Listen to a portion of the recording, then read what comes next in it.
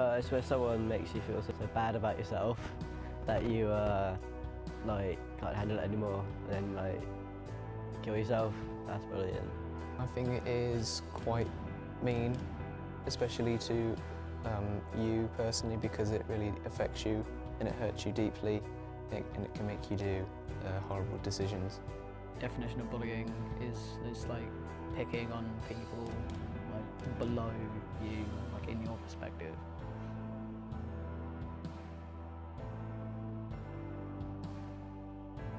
They probably feel bad about themselves, so they probably think it's funny to take the piss out of other people. Most people just have this sense of pride and arrogance, and that they have to believe everyone that is under their feet, and tries to reinforce that idea on people. The main reason people start to bully other people is because either they're not confident in themselves, or they may be getting picked on in other aspects of their life. The main reason, I think, bullying people, they don't comfortable about their life, their self, and they're trying to disturb others, and trying to their emotions, their feelings, to move someone, to shoot someone, and feel comfortable about that. That's the thing, I think.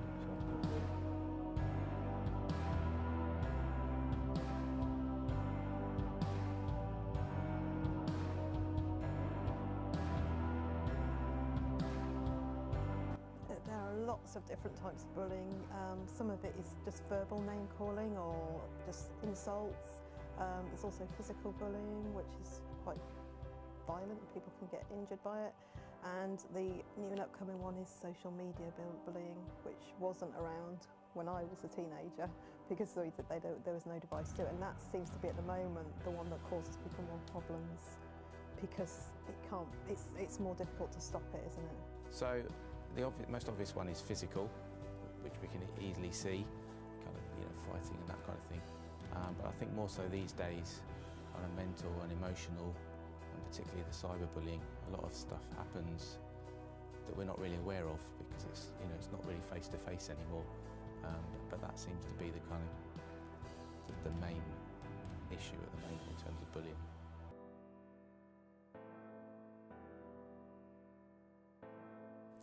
I think bullying is very common within colleges, within schools and in workplaces as well.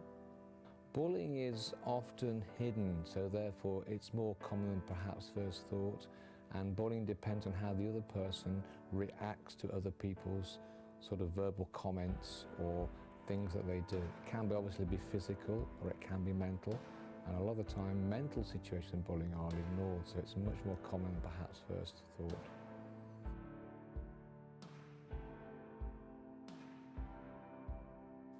I think if you think you're being bullied, you've got to be brave enough to speak out about it. It's something that I don't tolerate at all. It has to stop, and that's it. Certainly in our kind of environment, education, people can be removed or sanctioned and that kind of thing. Bullying involves really interviewing both people. Obviously the person who's being bullied needs to be reassured, first of all, that there's nothing wrong and that this can be solved quite easily.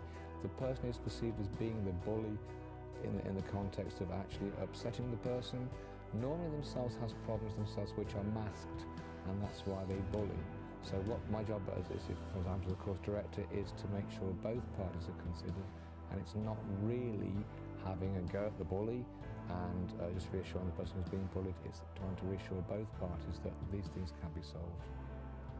What children should do if they are being bullied, they should speak to a parent, an adult, someone at their college or their school, or if it's in the workplace, their line manager, because you need to report it because it's not right. A lot of children tend to keep it to themselves because they think it'll make the situation worse if they tell somebody. in practice it doesn't usually happen.